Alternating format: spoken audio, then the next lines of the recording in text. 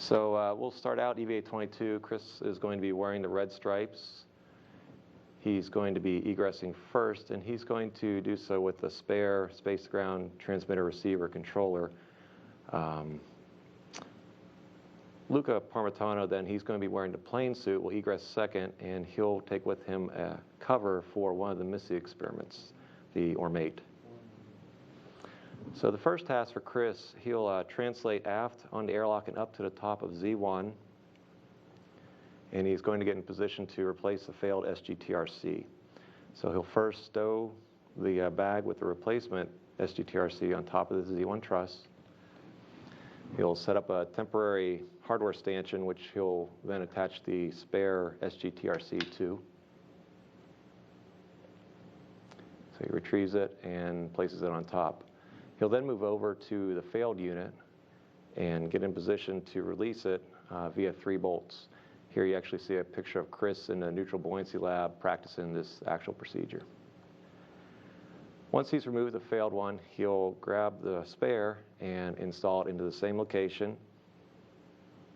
And once complete, he'll stow the failed inside the bag, place the hardware stanchion inside the bag, and close it up. Once complete with the task, he'll return to the airlock where he'll stow this entire bag inside. Now, while Chris has been working on the SGTRC, Luca has translated up the CETA spur to the outboard side starboard truss to the Express Logistics Carrier number 2, where the MISSI experiment is located. This actually includes 2 items, the Optical Reflector Materials Experiment, or the ORMATE, and the Payload Experiment Container, the PEC. So he'll get up onto position there on the forward zenith side of ELC2. And first thing he'll do is take some pictures of the material experiment. He'll also look over at inboard and take some photos of the AMS, as David had mentioned earlier. Put a cover on the ORMATE, remove it, and place it on his mini workstation. He'll then close the PEC, where the experiment was actually inside of it now. And here's a photo of the experiment on orbit, so you can see the hardware. He'll demate 2 cables from the PEC and connect them to the base. At this point, he'll release the PEC payload and stow it on his body restraint tether and translate back to the airlock. At the airlock, he'll actually stow both the ORMATE and the PEC inside, and we can expect both the crew to be back at the airlock together at about this time. They'll then begin their next task, which is a starboard radiator grapple bar install. For this, Chris will translate up to the starboard CETA cart with a large ORU bag that he's going to use for some flight support equipment brackets that he'll later remove from the RGBs. So he'll place this bag on the CETA cart. He's going to actually take out a large or a handling device, go up onto the mobile base system, and place this handling fixture or scoop onto the mast camera. This is for use later by Luca. He'll then go back to the CETA cart. Meanwhile, Luca has been retrieving a foot restraint. He'll actually gather this from the forward side of the external stowage platform number 2. He'll put on his BRT and then translate out port, just slightly port of where Chris has been working, where he'll begin steps to ingress the arm. So once he's on location, he'll put the foot restraint at the end of the arm, and then he'll ingress the foot restraint. At which point, Karen is going to fly him over and get him in position where he'll be able to take control of the first of 2 RGBs. Meanwhile, Chris is moving around, breaking torque on the 4 bolts that hold this first RGB to the second one. On the forward side there, you see him, he'll release 2 bolts, translate around onto the second RGB, and then move back inboard so that Luca can move into position to take control of this first RGB. Once Luca takes control of it, Chris will release the second 2 bolts. Karen will fly Luca out, and Luca will then reposition the RGB into a better attitude for installation over on the starboard thermal radiator rotary joint, or the targe. And this arm maneuver here is going to be about a 15-minute maneuver. So he'll fly up over the station and get into position. Now during this maneuver, Chris is actually going to remove the two flight support equipment brackets that were used to hold the two RGBs together. He'll stow them back in the large ORU bag, which is over there on the SETA cart.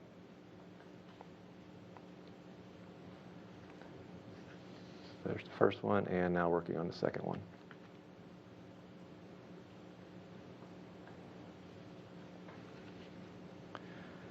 Once he has those both removed, he's going to translate outboard on the starboard side of the truss, and he'll meet up with Luca for the installation of this first RGB.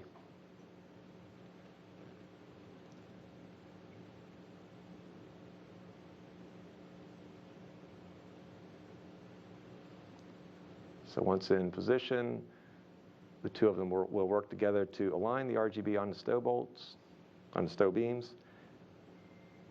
See there, and then they will iteratively work back and forth to secure the two bolts to mount that to the targe.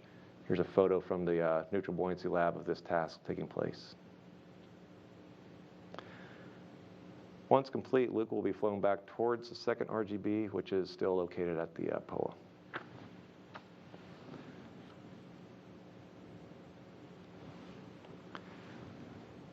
During the maneuver, Chris is actually going to translate back towards the airlock.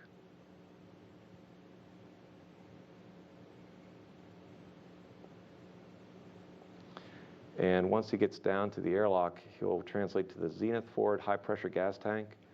And here he'll retrieve the MLM power cable.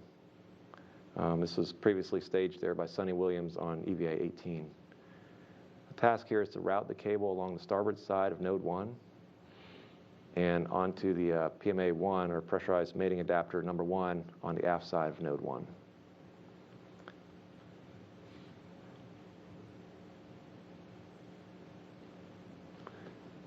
Once Chris gets this task complete, he's going to translate back towards the port SETA cart where he was earlier to help with the release of the second RGB from the POA.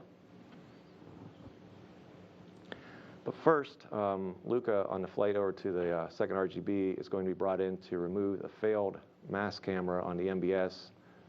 He'll drive a single bolt. That'll release that camera, and then Karen will fly him away and the rest of the way over to the second RGB.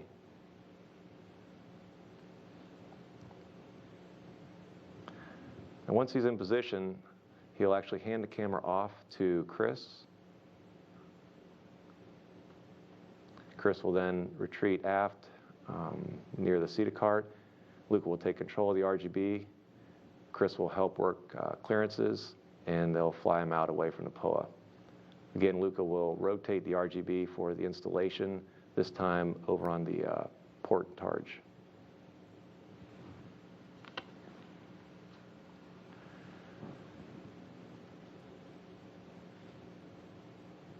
This flight here is actually about a 27-minute maneuver, so it's a pretty long arm maneuver.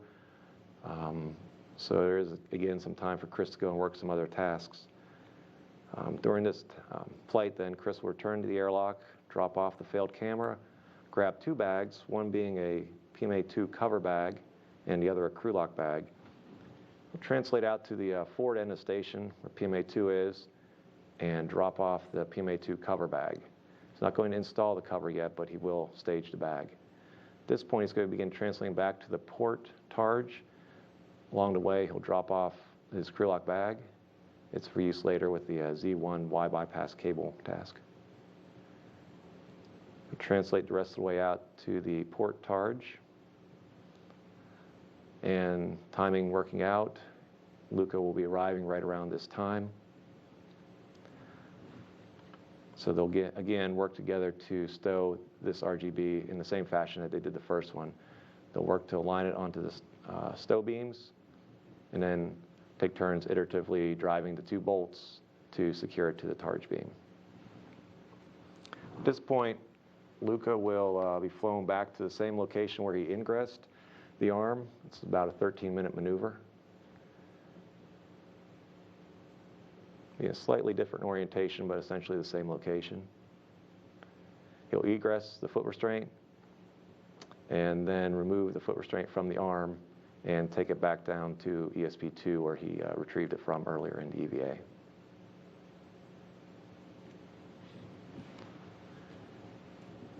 At this point, Chris has translated back, picked up his crew lock bag, and is heading around to the aft side of Node 1 to a bag there called auxiliary bag number 1, where he's going to retrieve the 2 cables for the Z1 Y bypass task.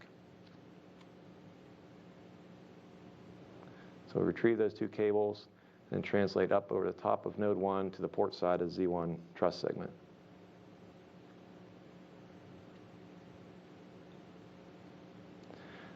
Once he gets onto work site, first thing he's going to need to do is to reorient a foot restraint out of the way, and then he'll stage his crew lock bag. There's just a few tools and caps and such for the cable task.